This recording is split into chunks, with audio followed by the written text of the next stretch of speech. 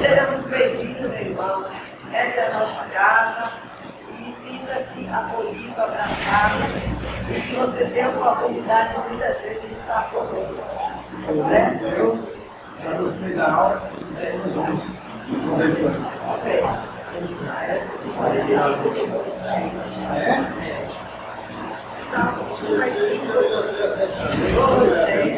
Aí cansa nossos idosos.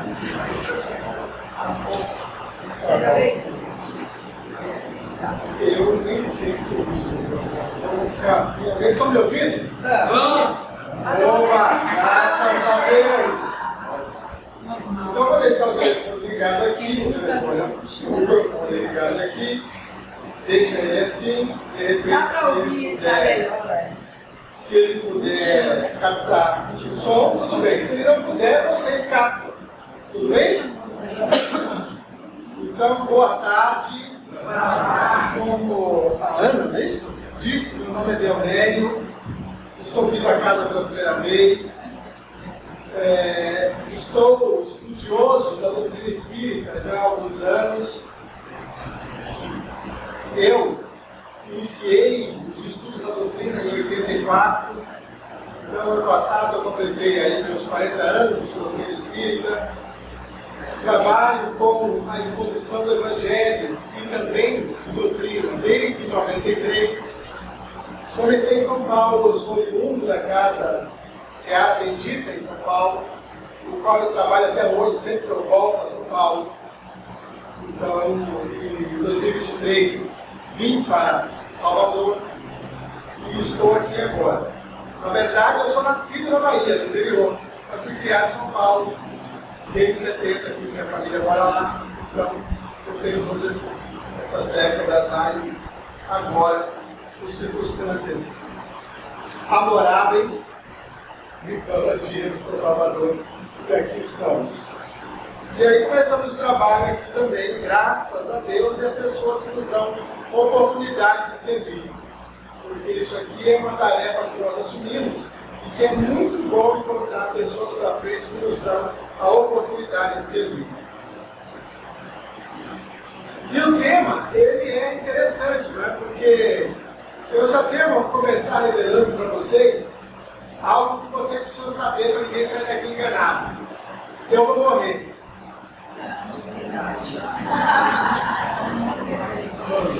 Eu não gosto de começar uma palestra com esse tema sem que vocês saibam que eu vou morrer. Muitos aqui parecem que já sabem disso, é isso? Então isso é que é interessante. Porque nem sempre nós pensamos nisso. Graças a Deus, não tem nada que indique que eu vou morrer agora. Graças a Deus, não tem nada que indique que eu vou morrer agora. Porém, eu sei que vou. Tenho já essa certeza devido a todos que já vieram antes de mim. Por poder ter convivido com pessoas que hoje estão na pátria espiritual. E aí, então, o que diferencia? Porque para alguns não há essa conversa em casa. Às vezes em casa nós evitamos. E tem gente ainda que vai para madeira. Ai, para de agouro. Não é agouro, não tem agouro. Tem gente que realmente evita de todas as maneiras falar isso. É como se falasse, a gente estivesse chamando. Não, a gente não está pensando na morte toda hora. Não. Basta que nós saibamos que é necessário viver da melhor maneira suficiente, porque esse estágio vai acabar. Assim como acabou a fase de criança da maioria de nós, alguns ainda são fase de criança, não é? Vai acabar também a fase que nós estamos vivenciando. Como, graças a Deus, alguns de nós passou a fase adulta e agora já vivemos uma terceira idade. Alguns de nós estão tendo o privilégio de viver uma terceira idade. Passou a fase adulta. Tem gente que tem saudade, né? Às vezes a pessoa vai correr e fala, ai, quando eu tinha meus 20 e poucos anos eu corria tão bem. Mas passou os 20 e poucos. Mas eu continuei existindo. coisa interessante? Eu fui criança um dia, hoje eu estou aqui. Eu continuo existindo. Eu amo a minha criança interior. Graças a Deus eu trago em mim algum tipo de alegria ainda que eu digo, poxa vida, Senhor, que bom que isso existe em mim. E tem alguns filósofos e escritores que dizem que quando nós cultuamos, reverenciamos, respeitamos nossa criança interior, nós vivemos melhor. Eu deixei minha água ali, então deixa eu pegar água aqui. Essa já está posta no copo? Já. Que Deus abençoe, então. Gratidão. Está gelada, mas é bom para a garganta natural. Não está mais sabor. Ok, então que nós saibamos vivenciar cada etapa, não é? Neste tema, note, afinal de contas, é um começo ou um fim? Aí depende. É relativo ao entendimento que a pessoa tem de cada palavra dessa. Tem gente que entende morte de um jeito e outros que entendem morte de outro jeito. Tem gente que entende começo de um jeito e tem gente que entende de outro jeito. Tem gente que entende fim de um jeito e outros que entendem de outro jeito.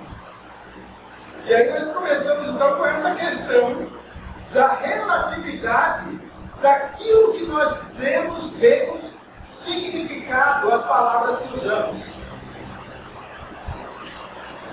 Cada um de nós usou algumas palavras durante a vida toda. Tem gente que sempre falou de um jeito, aí depois de alguns anos de vida, ou então porque a gente viu na televisão, ou então porque algum professor resolveu elucidar, olha, sabe isso que você fala? Quer dizer isso. Ele fala, não é possível. Eu sempre falei isso, quer dizer isso? É. Esse mês mesmo nós estávamos analisando algo que estava na internet e nós falamos, poxa vida, mas quando criança nós sempre brincamos disso daí, com essas brincadeiras, cantando desse jeito. Quer dizer que essa cantiga que nós fazíamos quando criança, eu e os outros de minha classe, da minha família, quer dizer que tem conotações diferentes? A gente cantava tão ingenuamente, nós éramos tão ingênuos, tão sinceros, tão espontâneos, a gente brincava com aquelas palavras. Agora, 60 anos depois, vou fazer 62 esse mês, descobrimos que, poxa vida, é outro significado. A coisa quando foi criada, tinha um outro sentido, era um duplo sentido, mas nós não vimos isso quando criança.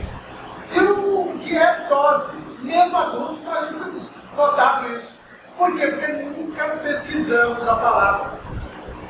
Então, uma das coisas que nos ajuda a entender os mecanismos da vida é quando nós começamos a estudá-las.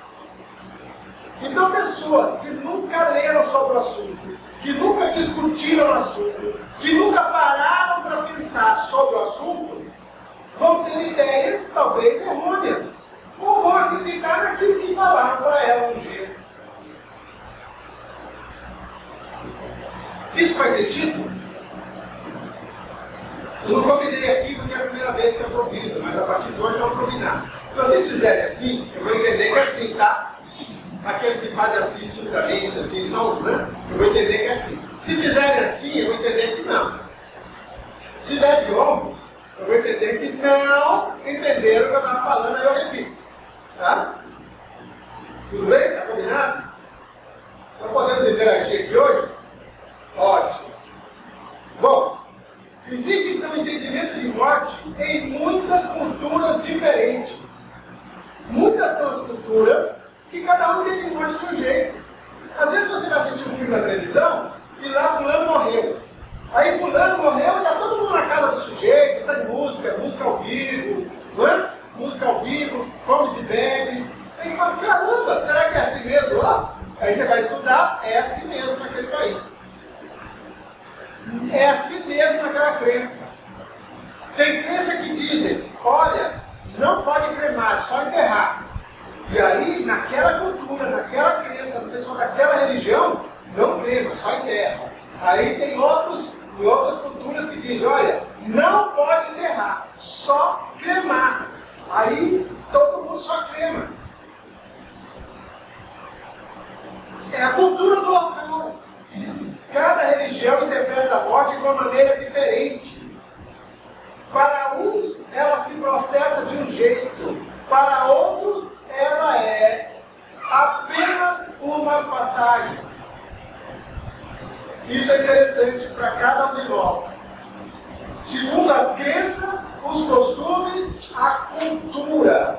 E é óbvio, a religião professada em cada grupo de pessoas. Dentro do catolicismo, antes de ser espírita, eu era católico não praticante. Ou seja, eu dou graças a Deus a minha avó materna e minha avó paterna. Minha avó materna e minha avó paterna eram realmente bem ligadas à igreja e graças a Deus nós tivemos esse parâmetro de Deus, Jesus e o Espírito Santo. O Pai, o Filho e o Espírito Santo. Correto? Então, graças a Deus tivemos essa base. Mas eu fui crescendo e eu não fui seguindo tanto. Tá? Ou seja, eu não frequentava tanto. Mas eu gosto de ir às missas até hoje. Mas na minha fase ali, na saída da adolescência, na fase adulta, eu já não estava praticando tanto. Eu não estava indo tanto. Porque a gente já não está mais acostumado a ficar seguindo as nossas avós. Né? Nessa fase, quando você sai da fase de criança, começa a adolescência, você começa a sair, fugir dos avós. E aí, isso aconteceu também. Mas vamos lá. Dentro dessa crença católica, né, então nós temos aí também aquela ideia de vida eterna. É diferente um pouco? É. Acredita-se que vamos esperar o juízo final? Sim. Graças a Deus, lá pelo século V, VI, alguma coisa assim, eles se reuniram lá na igreja e definiram, olha, tem alguma coisa que precisa melhorar, né? Tem gente que, poxa vida, não era tão mal assim, tem que ter uma chance. E aí veio a ideia do purgatório. Então tem o céu, tem o inferno e tem o purgatório para algumas almas, né, se redimirem. Ok, é um jeito de pensar, é um jeito de ver. E alguns permanecem dormindo até o dia do juízo. Ok. Em outras crenças, a qual eu também tive que até pesquisar um pouquinho, né? Candomblé, por exemplo, a religião de matriz africana, há uma crença na continuidade da vida, por meio de uma força vital imortal chamada Ori. Aí eu fui ver um pouquinho o que era isso e tudo mais, e é uma parte interesseira da pessoa, então, ou seja, é o nosso eu verdadeiro.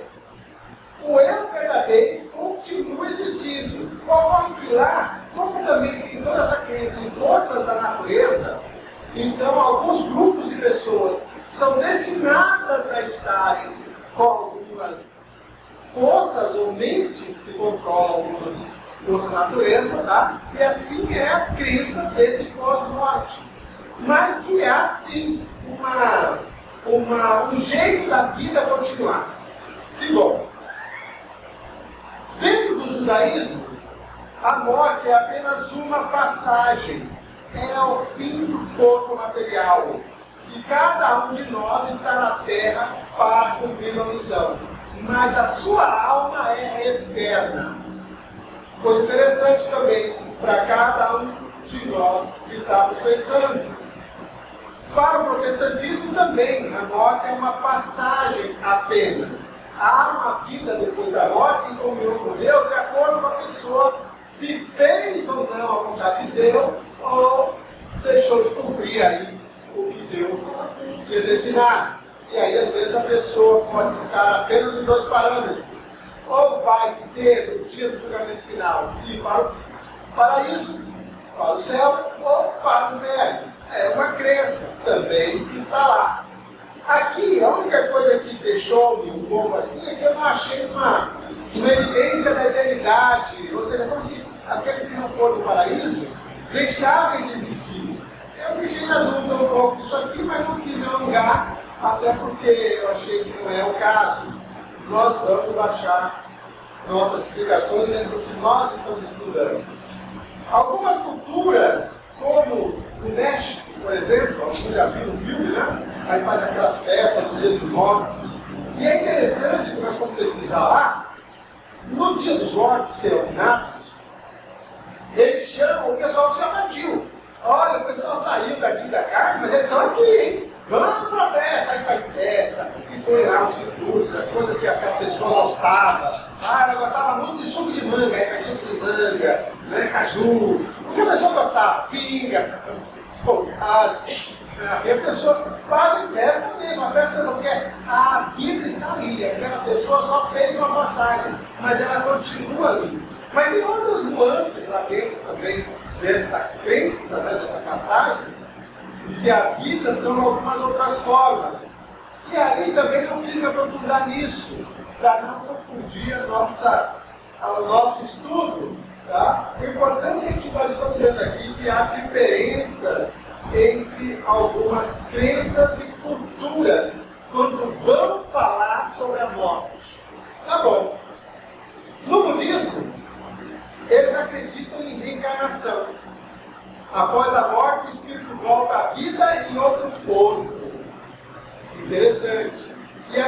E aquilo que nós praticamos enquanto estamos vivendo vai influenciar diretamente na condição em que nós iremos voltar à vida novamente. E dentro da doutrina espírita, nós também acreditamos em reencarnação e na existência. Ou seja, para nós não há morte. Olha que coisa interessante. Não há morte. Mas tem outras coisas interessantes dentro da doutrina espírita. Primeiro, nós não fomos criados enquanto espíritos quando nós nascemos nessa vida que temos. Olha que coisa. Ou seja, nós já pré-existíamos antes. Nós acreditamos que nós já existíamos antes de nascer aqui, nesta vida. E que o que nós vivemos antes está de acordo com o que nós estamos vivenciando agora.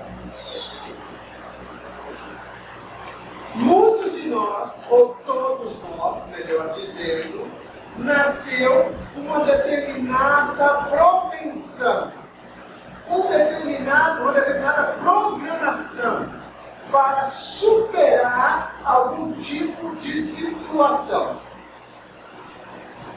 Alguns gostos que nós tínhamos como espírito ainda continuam vindo à tona. Alguns destes gostos para serem superados.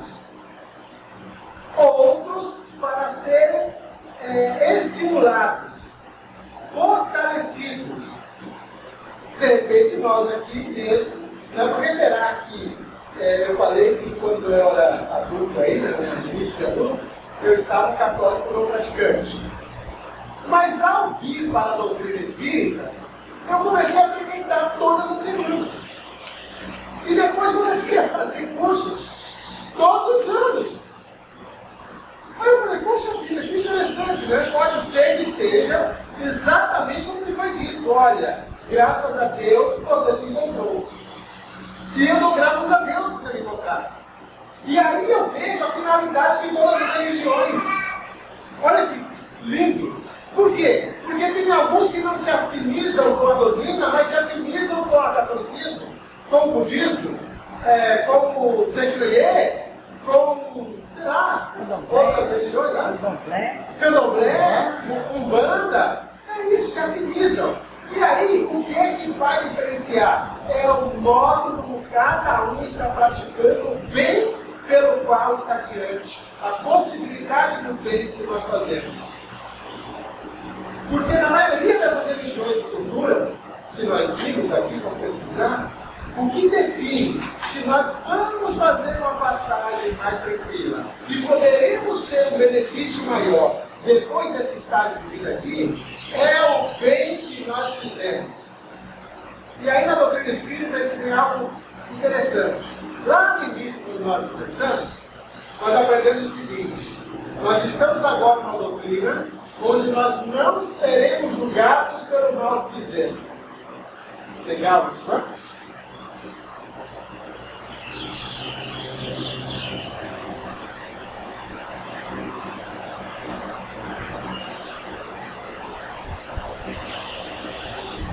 primeiro momento dessa frase, que nós não vamos ser julgados por mal que fizemos, muita gente quer deixar as religiões que tinha para vir para cá. Porque lá na outra é o seguinte: fez o mal em pé, fez o bem ao céu. Aí ele fala assim, poxa vida, fiz umas coisas, né? Sei lá, é melhor ficar aqui, porque aqui pelo menos não vai ser julgado pelo mal que fizemos. Porém, a frase não termina aí. Não seremos julgados pelo mal que fizemos, mas pelo bem que deixamos de fazer. Uau! Nesta hora ele quer sair daqui e voltar para outra. Entendeu? Ele quer voltar para outra religião. Por quê? Porque lá pelo menos ele só vai ser julgado pelo bem que fez e pelo mal que fez. O bem que deixou de fazer, muitos de nós, é maior do que o mal que nós fizemos. O bem que deixou de fazer, para muitos de nós, é maior do que o próprio bem que fizemos. Coisa interessante. Um dos pontos importantes com que o Espiritismo nos esclarece é quanto à nossa evolução. Nós, espíritas, a gente não tem a folga, né, a folga de pensar que já nascemos prontos, ou que Deus fez uns melhores do que outros. Não tem isso dentro do que nós estudamos de doutrina espírita. Ou seja, os espíritos da verdade que falaram e trouxeram toda aquela mensagem para Kardec há mais de 160 anos, ou quase 160 anos, esses espíritos, eles já falaram: olha, Deus não fez uns melhores que o outro. Todos foram feitos simples e ignorantes. Aí algumas pessoas falam: não, mas ele fez os anjos. Não, ele não fez anjo nenhum. Você também pode ser um. Ah, mas ele não fez uns que são, sei lá, puros e outros que estão crescendo. Não, ele fez todos iguaizinhos. E todos terão que caminhar até a sua perfeição, sem exceção, graças à lei do progresso. Lei do progresso. Cada um de nós, então, está vivendo um determinado estágio para a lei do progresso. Então, tem o seguinte dentro de nós: tem um desejo, né, de nós melhorarmos. Alguns querem melhorar de vida, com um emprego melhor, ganhando melhor, numa casa melhor, numa qualidade de vida melhor. Por quê? Porque nós sabemos que existe uma pulsão dentro de nós para melhorar alguma coisa. Agora, o melhor mesmo vai ser quando nós conseguimos melhorar moralmente. Todos nós fomos criados simples e ignorantes, e dentro de doutrina espírita, nós aprendemos o seguinte: a se desenvolver a asa da moral e a asa da inteligência, ou seja, moral e razão. Fé e razão estão juntos dentro da doutrina espírita. E essa moral deve crescer. Por quê? Porque tem gente muito inteligente, mas moralmente ruim, então deixando a desejar. Agora tem gente que está moralmente bem. Ou seja, são aquelas pessoas simples, que fazem o bem, mas que não têm entendimento das coisas. E a doutrina diz que nós vamos precisar evoluir nas duas áreas. Conhecer o que temos que conhecer do mecanismo da vida, para poder dizer que estamos evoluindo espiritualmente.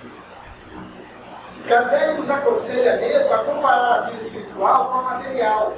Ou seja, do mesmo jeito que nós falamos aqui no início, nós nascemos, crescemos, nos desenvolvemos. E depois saímos daqui dessa vida. Espiritualmente é assim. Um dia fomos feitos ignorantes, depois passamos por uma fase de criança. Hoje nós estamos no colo do Criador, da mãe natureza. E depois nós estamos dentro do livre-arbítrio. E aí o livre-arbítrio faz com que nós marquemos, carregemos toda hora nossa passagem. Que coisa interessante, não é? O livre-arbítrio exige responsabilidade pelos resultados da nossa vida. Tanto que, graças a Deus, e esse é o ensinamento que nós começamos a trabalhar melhor uns 8 ou 10 anos para cá, nós deixamos de considerar a culpa pelas coisas, de modo de que ninguém é culpado nessa vida, mas todos são responsáveis. Olha que interessante. E por quê? O que faz uma diferença entre culpa e responsabilidade? A culpa muitas vezes prende a pessoa fica pensando naquilo, ou nas coisas, ou no que fez ou no que fez. A responsabilidade diz para a pessoa: eu assumo a responsabilidade. Se tem algo para fazer, eu assumo. Tem que mudar o quê? Tem que consertar onde? Tem que caminhar por onde? O que é que eu preciso fazer para dizer que estou melhorando? Que bom! Dentro dessa visão de que então nós estamos trabalhando, afinal de contas, a morte é o quê? É o fim do estágio. Do mesmo jeito que uma pessoa às vezes trabalhou numa entidade, ou numa empresa, ou numa ONG, ou seja lá no que for, e de repente a pessoa foi mandada embora, ou a pessoa saiu porque arrumou um emprego melhor, ou qualquer coisa assim, ela não passou no estágio naquele tempo ali, ela não ficou tantos meses ou tantos anos trabalhando naquele lugar. Tem gente que quando é mandado embora da empresa, cai em depressão. Tem gente que trabalhou 5, 10 anos no lugar e de repente é mandado embora. A pessoa não se preparou para isso. A pessoa pensou que não, isso era uma coisa inevitável. E a pessoa chora, se desespera, vai para médico, tomar remédio de depressão realmente, porque a pessoa precisa se reerguer. Até que ela faz terapia e aí ela começa a voltar, aí prepara um novo currículo, aí começa a acreditar nela novamente e de repente ela é empregada de novo. Demorou 1 ano, 2 anos, 3 anos às vezes, mas agora ela se reergueu. Está empregada de novo. Sabe o que acontece? Essa pessoa volta a ser feliz. E em muitos casos, a pessoa agora é mais feliz do que antes. A pessoa quase morre para sair daquele emprego. E agora a pessoa está mais feliz do que antes. O que foi que mudou? Mudou a percepção da pessoa. Mudou o entendimento da pessoa. Agora a pessoa tem mais consciência. E sabe o que acontece depois de passar por uma experiência dessa? Se daqui a 5 anos essa empresa nova mandar embora também, ela sai mais convicta de que coisa melhor está por vir. Porque agora ela aprendeu. Então a experiência da vida é assim. Nós estamos vivendo um estágio aqui. Nenhum de nós lembra da vida passada. Por quê? Porque por isso, inclusive, muitos de nós têm dúvida, né? Caramba, será que tem a ver com a vida passada ou não? Mas basta a gente começar a analisar as coisas, que a gente vê que tem alguma coisa aí. Tem alguma coisa. Meu professor falava, tem gato nesse balaio. É isso, tem algo aí dentro. Tem algum sentido. Existe algum sentido. Nós realmente não estamos aqui por acaso. Existe algo que nós realmente estamos aqui para cumprir ou fazer acontecer. Cada um de nós. Ocorre nesse estágio, nós esquecemos do que era antes para nós podermos viver melhor. Porque, veja, primeiro, existe uma constituição biológica. Nosso cérebro, o neurônio, os 10 bilhões ou 100 bilhões, sei lá quantos neurônios temos aqui, eles suportam uma personalidade só. Só você conforme dá para essa cachola trabalhar. Só dá para trabalhar com essa personalidade. Tanto que pessoas que têm dupla ou tripla personalidade têm que ser acompanhadas por um médico especialista. A pessoa não consegue, a pessoa começa de um jeito, depois vai ter outra personalidade, depois a pessoa parafusa. Porque essa cachola só comporta uma personalidade, nós vamos ter que trabalhar bem com essa uma. E é isso que nós vamos fazer. Para quê? Para poder atender a vontade de Deus, o propósito de Deus para a nossa vida. Para a nossa querida vida. Então, Jesus falava, né? Disse a Nicodemo, é necessário nascer de novo. Nosso querido mestre Jesus. Nicodemo na hora não entendeu direito, não. Mas como é que pode um homem como eu, já? dezenas de anos de vida, voltar para o ventre da minha mãe. Não, Nicodemo, você é doutor da lei aqui, mas você não está entendendo, né? Essas coisas da vida você não está entendendo. Porque é espírito, vem do espírito. E é da matéria, né? Ou seja, a água vem da água, o espírito vem do espírito. O vento sopra, e ali às vezes ele não sabe para onde vem, nem onde vai. De onde vem, nem para onde vai. Mas há uma lei que está regendo tudo isso. É necessário nascer de novo para poder alcançar o reino de Deus. Ou seja, vamos ter vida e mais outras vidas e mais outras vidas. Agora, por quê? Não dá para alguém evoluir tudo que tem que evoluir numa vida só? Tirando a Ana que já tem carteirinha, quem mais é perfeito aqui? Não tem muita gente perfeita aqui? Não? Oh my God. Então a Ana acertou em trazer o palestrante de hoje. Porque eu estou sabendo que ela ligou por 4 ou 5 pessoas perfeitas. Ela queria encontrar alguém perfeito para fazer a palestra. Mas como não encontrou, aí decidiu ligar para o primeiro pecador que achasse. Ela pegou eu na lista. Estou aqui. Também não estou perfeito. E dou graças a Deus de estar aqui perseverando em querer acertar. Estudando, lendo, compartilhando informação. Tem coisas que eu falo aqui, mas não pratico. Olha que coisa. Eu lembro de Paulo Tarso. Quando eu me dei conta disso uma vez, eu falei, meu Deus, e agora? Eu continuo desisto. Mas aí eu fui ler Paulo Tarso. Paulo Tarso falou, olha, o bem que eu quero eu não faço. Mas o mal que eu não quero, esse eu faço. E ele é o pai da representante do Evangelho no nosso meio. Então, eu persevero também. Porque eu sei que o Pai, todo Pai Celestial, é comigo tanto quanto é com qualquer um aqui. Então é assim, nós só precisamos saber o que estamos fazendo da vida que temos. Segundo, a vida continua. O plano espiritual diz, olha, a passagem, quando chegamos do outro lado, há um certo torpor. Porque para encarnar, o espírito também é reduzido em seu entendimento. Ele precisa esquecer as coisas. Então quem vai ler o livro dos espíritos, vai ver que na hora que o processo para poder reencarnar, há um certo trabalho. Quem assistiu nosso lado também viu, né, o departamento de reencarnação.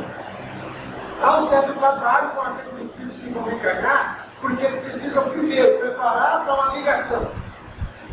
Ligação com os gametas que vão se ligar ali do homem e da mulher. Legal, agora o óvulo está fecundado. Ótimo. Uma vez ligado, aí começa um processo outro que é do próprio fluido vital. O fluido vital vai fazendo o quê? Mas o que é isso? Aí temos que estudar um pouco mais, quem sabe em outra palestra. Mas o fluido vital, ele deriva do fluido cósmico e ele faz o quê?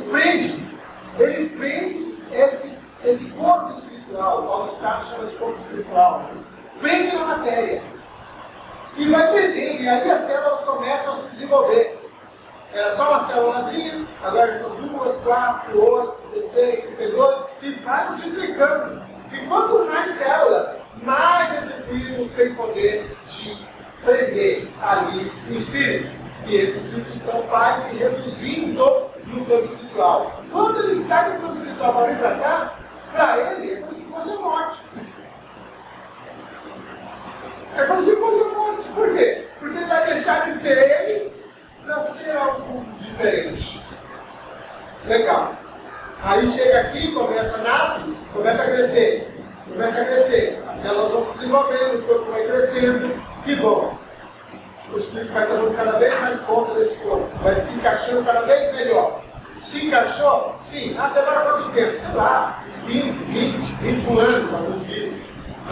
Aos 20 anos parece que está completo. Legal. Se encaixou? Tá bom. Agora nós vamos vivenciando o que tem que vivenciar. Só que tem fases e fases. Então nós vamos aprendendo a viver. Vai passar o tempo e nós vamos sair também dessa vida. Ah, mas veja, o fulano é tão bom. Que legal. Ótimo. Está fazendo bem. Está angariando algum tipo de ponto positivo para a sua vida. E por consequência, para a sua eternidade. Na época que eu acho que foi o Evaristo Marques que faleceu, aí teve um senhor, um Deus, que falou uma caixa de televisão dizendo, não, ele só saiu deste porto e foi para o outro porto.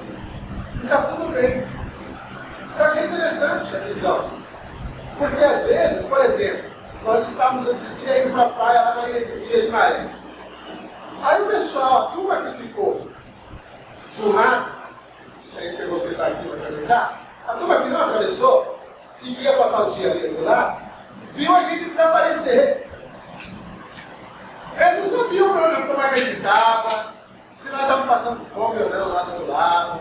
Eles não viram nada, enquanto isso nós estávamos lá nos divertindo. E a gente lá também não sabia disso aqui. Graças a Deus nem estava o celular, né? Aí eu fico, ó, chegamos aqui e tudo mais, né?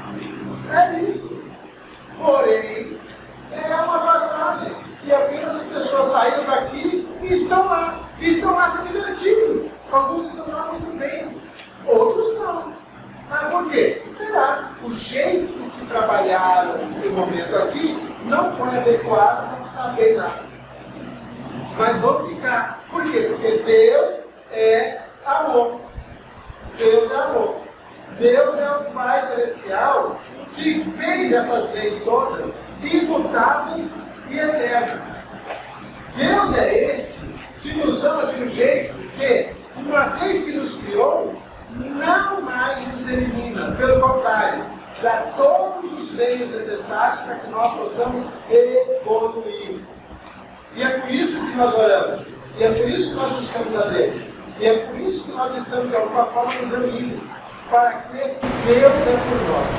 Aí tem algo interessante que nós aprendemos na literatura, não necessariamente no livro dos Espíritos, mas na literatura, com Emmanuel, com André Luiz, com Jorge Ângeles e outros, tá? Que é o seguinte, a oportunidade de se fazer melhor. E em todos os âmbitos.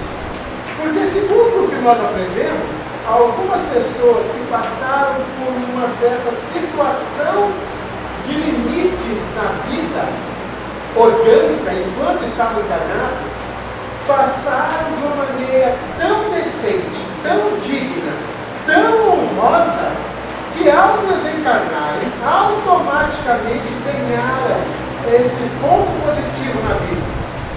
Uma bênção. E sabe o que ocorreu na próxima encarnação, quando eles tiveram novamente que voltar ao corpo físico? Ocorreu o seguinte: eles tiveram o privilégio de se fazer menos limitado, com maiores potenciais e com uma competência de realização mais digna, mais honrosa, mais brilhante. Eu dou graças a Deus por isso, porque é uma esperança para cada um de nós. O que me limita hoje, ou que hoje está, de alguma forma, buscando me impedir de evoluir mais, se eu honrosamente, dignamente, com esperança e com fé, souber dirigir-me, vai me capacitar a estar melhor amanhã. Ah, mas não é nessa vida. Não, mas essa vida é uma roupa que eu estou usando. É um estágio que eu estou aproveitando. Os outros momentos futuros serão bem melhores. Bem melhores. Ah, será? Não será? É melhor acreditar e trabalhar por algo melhor ou não acreditar e trabalhar por nada? Estou perguntando para vocês. É melhor acreditar e trabalhar por algo melhor, ou não acreditar e não trabalhar por nada? Acreditar. É isso, é o poder, é a magia, é o dogma da fé. Vamos falar em dogma da fé.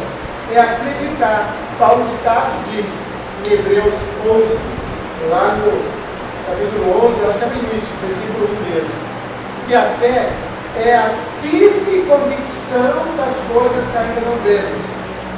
Ou seja, ela existe, não está aqui ainda, mas a fé, pela fé, eu sei que ela me vem. E me vem para o meu bem. Como diria um dos amigos que tem na Seara, se for para o bem, que baixe. É isso.